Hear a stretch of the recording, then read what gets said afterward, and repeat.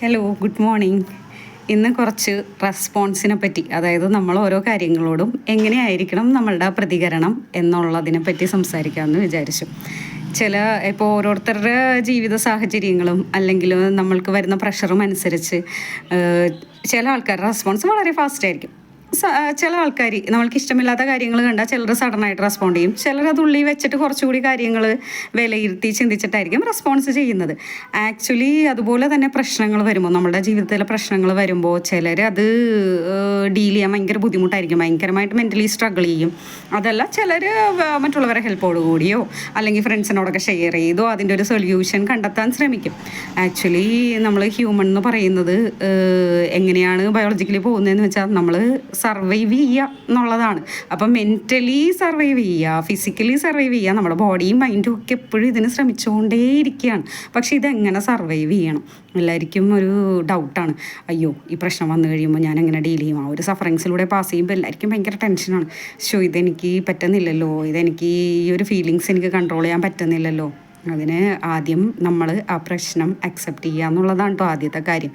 നമ്മൾ ആദ്യം മനസ്സിലാക്കേണ്ട ഒരു കാര്യം, കുറച്ച് ഫിലോസഫിയാണ്, എന്നാലും ഇൻട്രസ്റ്റിംഗ് ആണ് ചിന്തിച്ച് കഴിഞ്ഞാൽ. ഒരു പ്രശ്നം വരുമ്പോൾ, ഈ ഒരു സഫറിങ്സ് വരുമ്പോൾ, ഒരു ഫിനാൻഷ്യൽ സ്ട്രഗിൾ വരുമ്പോൾ അല്ലെങ്കിൽ വേറെ എന്തെങ്കിലും പ്രശ്നങ്ങൾ വരുമ്പോഴൊക്കെ നമ്മൾ ചിന്തിക്കേണ്ട ഒരു കാര്യമുണ്ട്. നമ്മൾ സോളായിരിക്കുന്ന സമയത്തെ നമ്മളിതെല്ലാം കണ്ടറിഞ്ഞ് മനസ്സിലാക്കി ഇന്ന ആൾക്കാരുടെ കൂടെയാണ് ഞാൻ എൻ്റെ ലൈഫ് കൊണ്ടുകൊണ്ട് പോകേണ്ടത്, അതല്ലെങ്കിൽ ഇതെല്ലാം ഈ ഒരു ഫിനാൻഷ്യൽ സ്ട്രഗിളിലൂടെ ഞാൻ ഈ ഭൂമിയിൽ ജീവിക്കേണ്ടത്. അപ്പോൾ ഇതെല്ലാം എക്സ്പീരിയൻസ് ചെയ്യാൻ വേണ്ടിയിട്ട് നമ്മൾ തന്നെ ചൂസ് ചെയ്തൊരു ലൈഫാണിത്.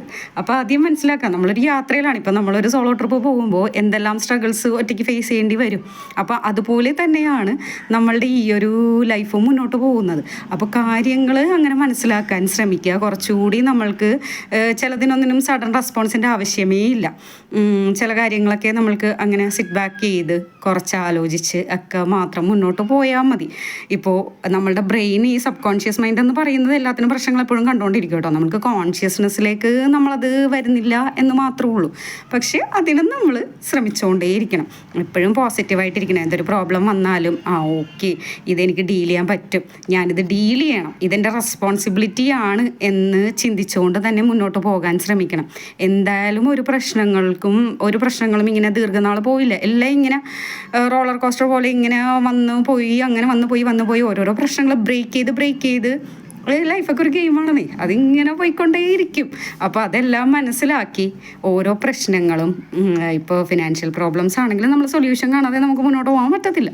ആ ഒരു ക്ലാരിറ്റി വന്നെങ്കിൽ നമ്മളുടെ ഫിസിക്കൽ ബോഡിയും അതുപോലെ മെൻ്റൽ ബോഡിയും ഒക്കെ വളരെ പ്യുവറായിട്ട് കീപ്പപ്പ് ചെയ്യണം. അതിന് ഒരു കുഞ്ഞ് എക്സാമ്പിൾ എന്ന് പറഞ്ഞാൽ, നമ്മളുടെ എനർജി ആവശ്യമില്ലാത്ത കാര്യങ്ങൾക്ക് ഉപയോഗിക്കാതിരിക്കുക എന്നുള്ളതാണ്. അതായത് മറ്റുള്ളവരുടെ കാര്യങ്ങളിലേക്ക് ഓവറായിട്ട് കോൺസെൻട്രേറ്റ് ചെയ്യാതെ, എന്താണ് എൻ്റെ പ്രശ്നം, എൻ്റെ ലൈഫിൽ ഗ്രോത്ത് ഉണ്ടാകാൻ ഞാൻ എന്തെല്ലാം ചെയ്യണം, അല്ലെങ്കിൽ പേഴ്സണലി ഞാൻ ഡെവലപ്പ് ആകാൻ എന്തെല്ലാം ചെയ്യണം, ഇങ്ങനെയുള്ള കാര്യങ്ങളെ പറ്റിയിട്ടൊക്കെ ചിന്തിച്ച് മുന്നേറുക. ലൈഫ് സക്സസ് തന്നെ ആവുള്ളൂ. എപ്പോഴും പിന്നെ ചിന്തിക്കേണ്ട ഒരു കാര്യം, ഭയങ്കരമായ സക്സസ്ഫുൾ ലൈഫിനേലും വെരി സാറ്റിസ്ഫൈഡ് ലൈഫാണ് ഏറ്റവും സന്തോഷം. നമ്മളുടെ ഒരു കുഞ്ഞു ജീവിതമാണെങ്കിലും അതിൽ നമ്മൾ ഗ്രാറ്റിറ്റ്യൂഡ് ഫീൽ ചെയ്യുക, വളരെ സന്തോഷമായിട്ടിരിക്കാൻ ശ്രമിക്കുക. Have A nice day.